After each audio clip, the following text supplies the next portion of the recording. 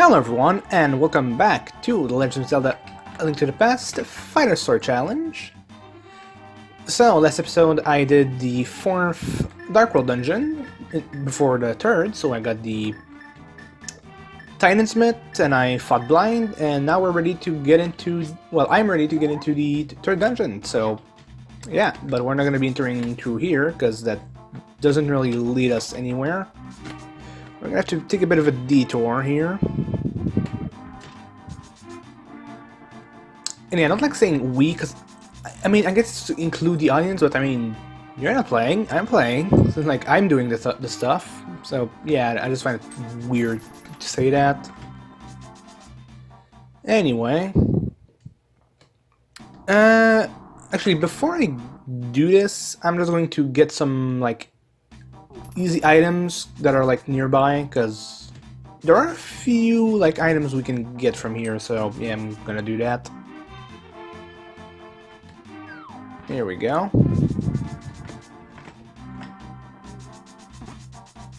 I don't remember if I ever got the heart piece from the crystalline room, like drop location, because I ended up like going to a different one instead. So yeah, I don't remember that. I don't remember, but I'll check later, I guess. Anyway, if we use the mirror over here, we can get on this little ledge, which by the way doesn't have a cave entrance on the overworld, but yeah, we can get on this little ledge that we couldn't access before.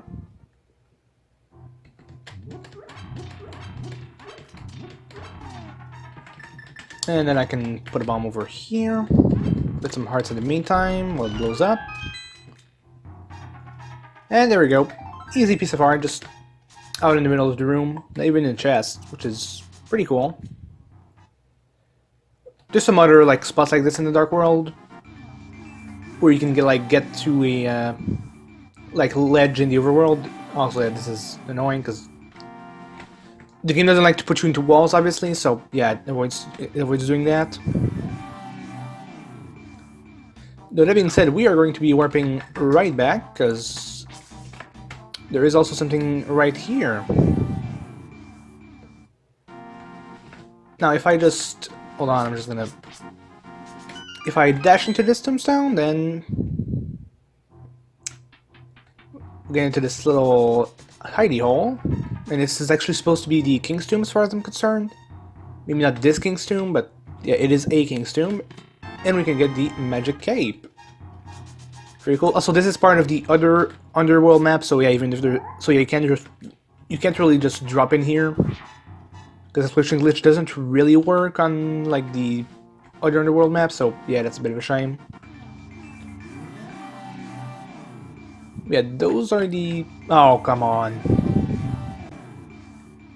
I'm literally flush with the wall, so I don't know what the problem here is.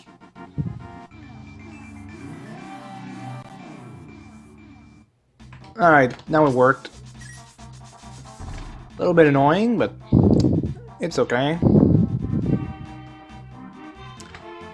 Also, if you're curious, instead of Sanctuary, there's just a cave, and there's just a monster there that gives you like hints. I don't remember which hint he gives you, but yeah, it's just a hint, so there's nothing really interesting or useful for us, since I obviously know this game like the back of my hand anyway. Anyway, now in the Japanese version, called Michiko Conroy, in the Japanese version, the storm sound didn't play in the Skullwoods here. So yeah, in the Japanese version you could hear this song without any effects on top, but in the American version they changed that so you always get the storm sound when this song's playing. So yeah, a little disappointing, but oh well. Now we don't want to drop into that hole because Skullwood's dungeon is very interesting because the overworld is as much of a part of the dungeon as the interior is, because you get like a lot of entrance. Like you get this entrance, you get that hole over there, you get the hole over there, you get the other skull. So yeah, it's basically a huge maze. But if you know what you're doing, like you can finish this dungeon very easily. Also, yeah, we got the Wall Masters or Ceiling Masters, I guess. I think they're just called Wall Masters, but yeah, they're dropping down from the ceiling, and they work exactly the same as in Zelda 1, where they just bring you back to dungeon, basically reset everything. Anyway, we also got some dangerous Gibdos, and they do pack a punch, but they're very weak to magic, so they're not too tough. I'm gonna just do this. Also, they get stuck on. Yeah, 2 hearts damage, same as in Zelda 1. But they're very weak to the 2 rods. Well, they have Ice Rod, which we have now, but the Fire Rod, which is what we'll be getting in this dungeon. Ah, damn it. And yeah, all the enemies respawn too, so yeah, it literally resets the dungeon, so that's annoying.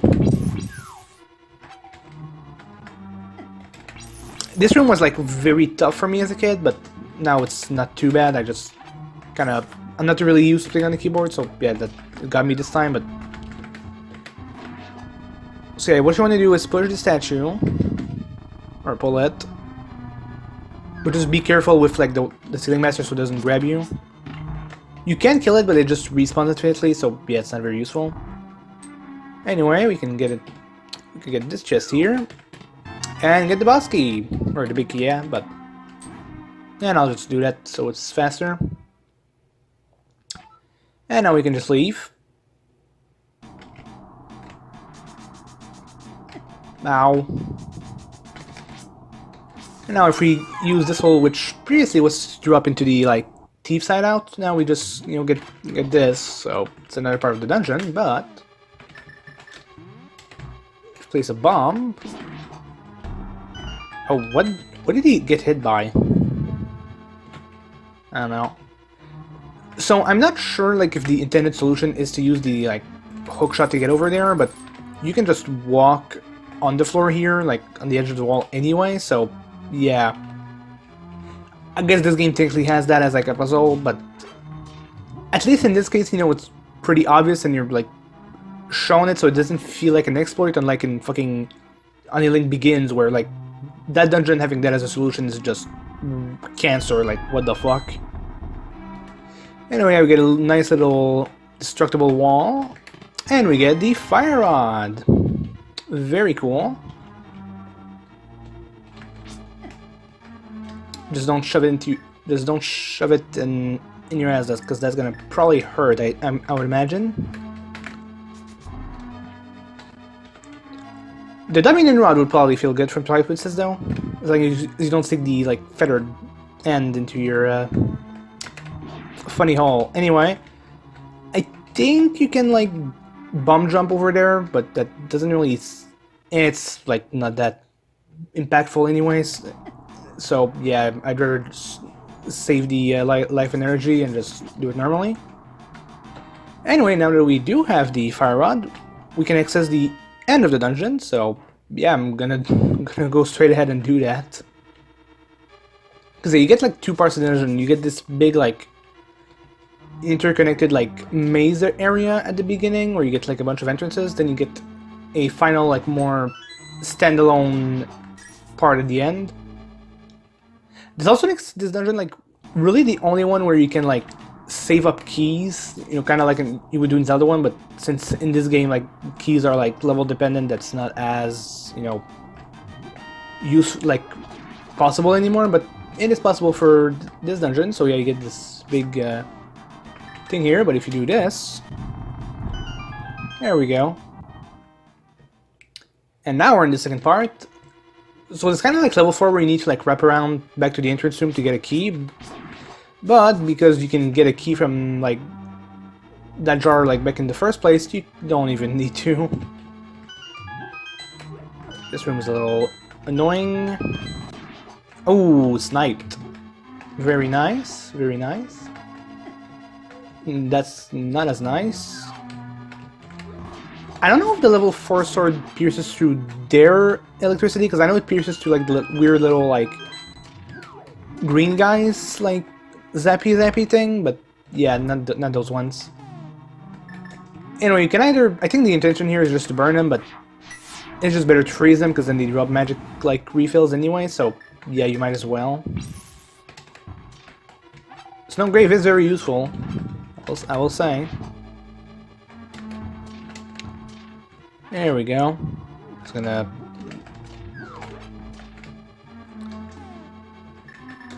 Now in this room we have more than enough time to just like get all the torches normally.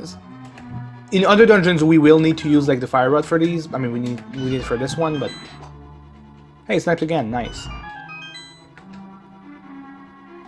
And now we don't have any exit, but we can just take this over here. If I recall, this guy has the key. No, it's this guy. No, it's this guy. Maybe. No, it's the Gibdo. And yeah, they do burn very well. I never really used the fireball in the combat though, because like, I mean, first of all, it's better to just use the Aether and freeze absolutely everything, because some stuff that resists the Ice Rod just like won't resist the Aether, but also like the Ice Rod is just so much better because you get like magic back, so yeah. Oh my, okay, that is just mean. Anyway, there is one use for the Fire Rod, and it will be right here. Machila! With probably the worst fucking boss arena ever. Now, luckily, I do have like the magic upgrade, so we have like a lot of. Also, sometimes it just doesn't take damage. I don't know why. There we go. Ow. Honestly, Machila isn't even like the biggest threat in her boss fight. It's just the fucking traps everywhere. Did I have a fairy? No. Fuck. God damn it. Yeah, I think we'll come back to this, because honestly, I really don't want to try that shit out again, but also... fuck it. I'll try it one more time. If it doesn't work, then I'll just come back with potions, because, yeah. Well, hey, at least we get to enjoy this fucking ROM through again. Machila is I really like the design for Machila, but the boss fight is just so annoying with the fucking moving floors. Hell, that makes the, like, Palace of 4 Sword version of her, like, much easier because you don't get that, so... And yeah, sometimes she just, like, tanks the damage for, like, no discernible reason. It's, like, her hitbox just works weird, I guess. At least we get some more magic, so we're not too bad. I don't think they can unfreeze ever, so that's not really a concern. I'll just save up the magic and use the lantern here. Ah, yeah, that. Yeah, the frozen item, like the frozen enemy drops, like are like go through a cycle. Ah, damn it. Ah, okay, yeah, we're not gonna win this one because I'm not looking too good in terms of health. I'm just gonna freeze it for more.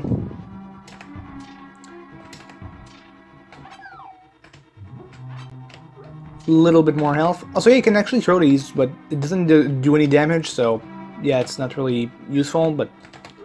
Oh no, it does, okay, never mind. I thought it didn't.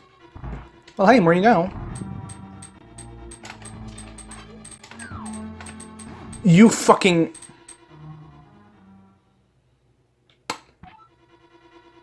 Ah, my fucking god, I fucking hate those fucking wall masters, god damn it. Alright, I will just warp back to Light World and get some potions, because, I mean, besides I have, like, more than enough money to do that, so might as well. This is gonna be annoying because there's no, like, direct warp point, like, straight to here, so, yeah. Here we go. I'll get one magic jar just to be safe. Here we go. Yeah, I could go with fairies, but it doesn't really matter. Fairies are good when you don't have a lot of health, because then you just get back to full, but I much prefer having like actual potions for like later dungeons, because when I have a lot of health I want like the most to be restored as possible, so yeah.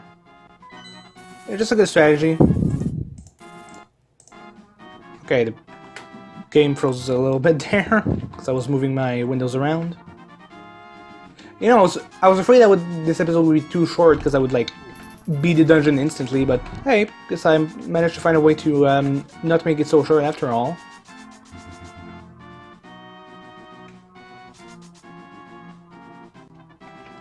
Please die, thank you.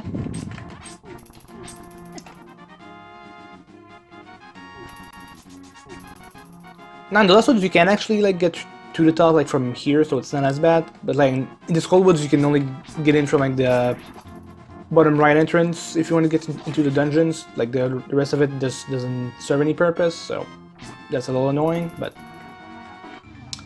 what can you do? Oh yeah, I can see it on the map, but yeah. And yeah, this is where the, Secret Grove of the Master Sword would be, so... I like the dungeon placement, it's cute. We won't be seeing the Master Sword for a pretty good while yet now. I mean, we still have, after this we have 4 more dungeons before we'll need it, so... We're not seeing the Master Sword until the very end. I'll just go with the Eater, because I think it probably costs less to cast this once. Like, even if it didn't give me back my magic, it would probably cost less to do this than to like use the Fire or Ice Rod like 4 times. So I forgot to just use the torch. Whoops, my bad. Let's try not to get hit 50 times. Oh my. Okay, at least it gives us speed boost, which is kind of cool, but I don't know.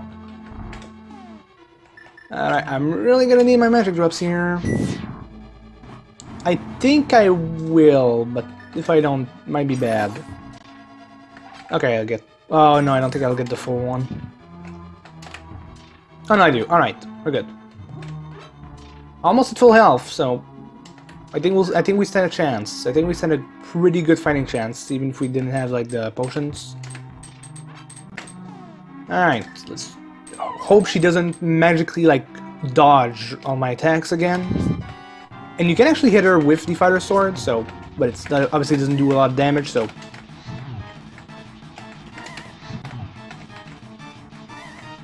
ow. Ow. I didn't even get hit. I thought I was going to, so I just reacted in advance. Now it's an ow. Oh yeah. Yeah, she doesn't... I don't know why she didn't flash. She did the boss sound, but I don't know if she got hurt at all, so that's no... Also, she just... Okay, just flying through the ceiling. Alright.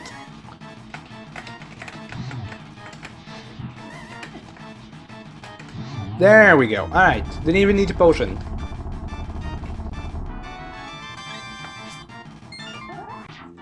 Hey, nice. Spin attack into the crystal, very cool.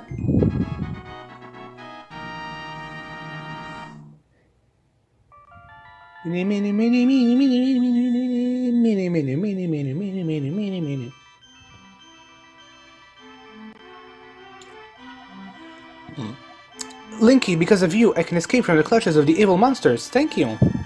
You're welcome. Do you know the prophecy of the Great Cataclysm? This is the way I heard it.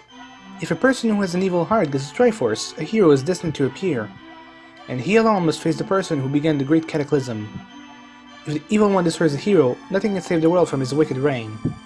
Only a person of the Knights of Hyrule who protected the royalty of Hylia can become the hero. You are of their bloodline, aren't you? Then you must rescue Zelda without fail. You understand? May the way of the hero lead to the Triforce. She had some gray skin over here. Very, very weird. It's very nice to see that their palettes like more clearly. Like, on console they about look the same, but yeah, like when you see it like pixel perfect, not on CRT, then yeah, it's pretty apparent. What do we have else? Well, actually, we're going straight back to the light world. I think I'm gonna be in the wall. Yep, I'm in the wall. Yeah, I'll show the interaction with the little sword there.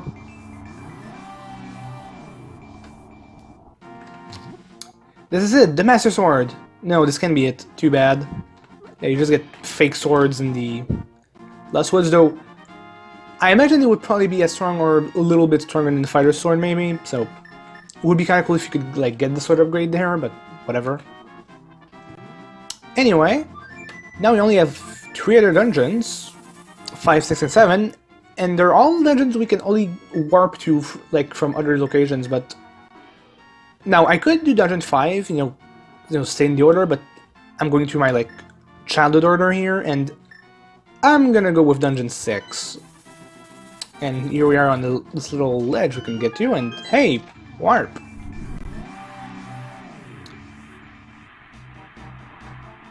Yeah, it's a little bit stormy out here, isn't it? I think it's over... And yeah, we get little Landmolas, so... I wonder if the Landmolas in the Light World were placed there by Agahnim instead of just being, you know, guarding independence, like, from the king. It's curious. Also, I think it's in this spot that we can get the mysterious enemy killed. Yep, there we go. So if you don't know, like, you know, there was an enemy there that just, like, died out of nowhere. It wasn't Landmola, it was a Zora that was, like, misplaced there. And like, there's a whole video about it. I'll link in the description of this video, but yeah, basically there's a misplaced Zora and just doesn't know what to do when it's, like, on land. Also, fun fact, it is impossible to get on this ledge as far as I'm aware. Because you can't warp from the Light World to the Dark World, so yeah, you can't get there without cheats, so yeah. Alright, we get, you know, the three evil faces again. And hey, that's the Aether Medallion symbol. We'll come back to this very shortly. We've got a little cave over here. $20. And a piece of art. Very nice. Very helpful too, because I could use that. This set just has a fairy, so nothing too useful, though I might use it soon, because I could use it. We're just gonna warp over here. And warp directly on top of the rock. Very, very nice, thank you.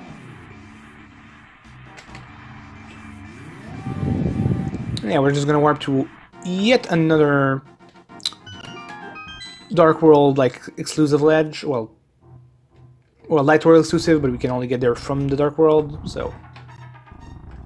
We get a little push puzzle and we get a piece of art, so we just need... We only have 5 more left to go, so... Pretty nice. I think most of them are, like, in Death Mountain or something.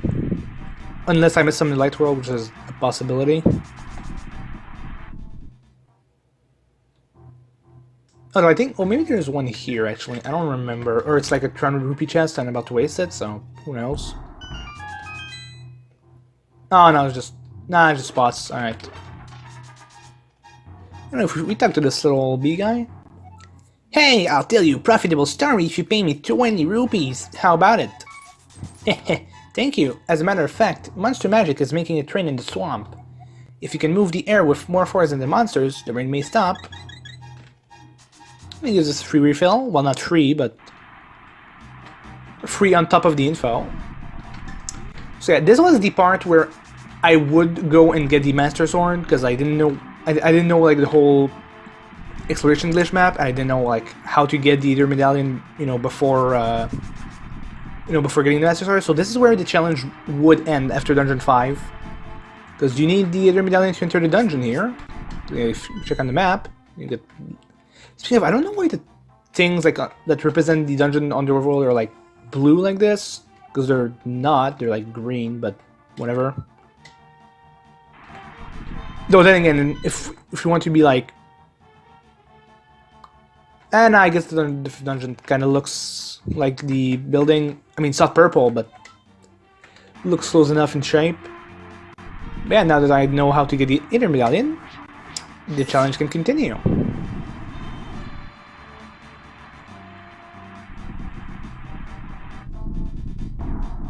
The storm stops. And out of the ground sprouts Dungeon 6, Misery Mire. Oh, I really like the hands there in the dungeon entrance. They kind of look like the Zelda 1 like statues, now I think about it. Now, technically, you need the hookshot to like get over there, but you can also just do this. There we go. Pretty easy. Of course, it wouldn't be Dungeon 6 if we didn't have Wizrobes, which are very frail in this game because they just die in one hit to like pretty much anything that can hurt them, so not the strongest Wizrobes we've ever seen. I don't know how much their attack hurts, especially when I get hit by the other guy. Okay, they still deal 4 hearts. Okay, that's fair. Luckily in this game we only get the teleporting variants, we don't get the floating ones, which I mean is a little disappointing because they are pretty hard, but they would be fair in this version because yeah. Also the teleporting variants, at least in this dungeon, never change spots, like they always appear in the same position, so yeah. Interestingly, this screen of the dungeon was changed in the European version, so I think it's a minor change. I think it's just to prevent some clipping, but yeah, it was changed, so it's nice to point out. I don't know if I'm going to... Oh no, I am. Alright. No, not that way. Yeah, we can use this magic cape we got to get past this. Oh no, I was not going the right way at all. Never mind. Whoops. I tend to forget where to go in this dungeon because it's a little bit... Oh yeah, it's the other... Yeah, it's the other stairs I want to go to. I forgot. My bad. Yeah, I go over here. Then you can get in here. There's a lot of... This is another dungeon where you can save up on keys because there's a lot of very useless like rooms, so yeah, I'm not gonna bother showing them. This is not one of them. We're just gonna push this. And yeah, the torches can throw fireballs at you for some fucking reason. I wonder if it's called back to like Zelda 1, where like if you heard the guys in the dungeon rooms, like the fire starts shooting fireballs at you. Probably not, but hey, it could be.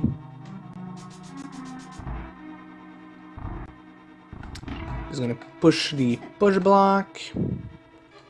We get these weird slug enemies. They just drop bombs and they drop them, so yeah, they're weird and they only show up in this dungeon. Like, I don't even think they show up back in Ganon's Tower or even Palace of Force, or do they might there? I'm not sure. We could go all around, but I'm just gonna warp back to the entrance because it's a little bit faster. Ah, damn it. No, fuck off. Here we go. I know it's faster to just use the hookshot, whatever. This is cooler, so...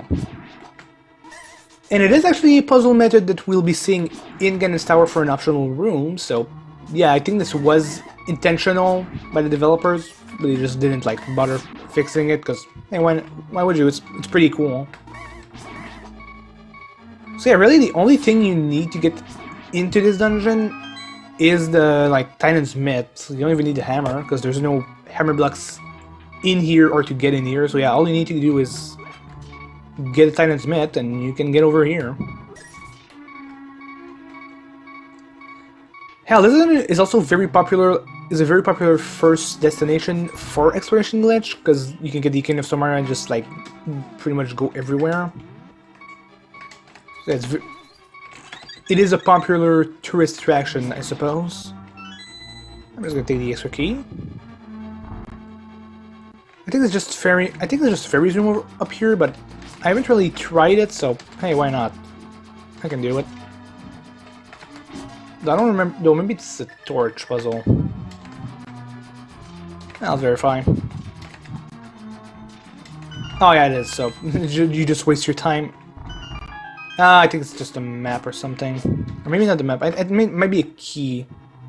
But I don't really care, so we're just gonna skip by.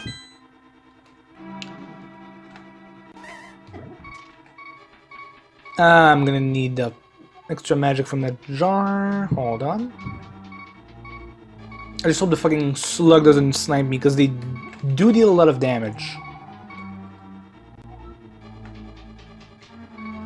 Wizards are gonna spawn, I bet.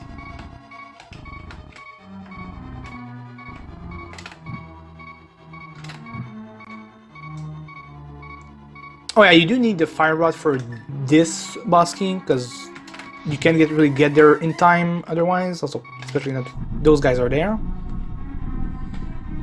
Now we're gonna hear wall moving for a few minutes with a screen shake. Well, not a few minutes, but like a few seconds. And yeah, that's so long even the torches go out, so it's pretty cool. And hey, look, the whole room moved. Linky, it is I, Sahasrara the Elder. You must set fire to 4 torches to open the way forward. Yeah, thanks. And yeah, I think this is the only case in the game where you get like a hole without the little like underfloor graphic. I think I talked about this before, but yeah, at least in this case, like it's obvious that you need to drop down. It's not like in Unyling Begins where you get like safe and unsafe holes. So yeah, at least in this case it was like obvious. I'm guessing they couldn't put the like underfloor graphic because it used like another layer which was used by the floor, like with the wall moving gimmick. I don't know. Anyway, we got the big key, and I think it's gonna be a pretty good spot to end things off on. So, if you enjoyed this episode, like, subscribe, and as always, see ya!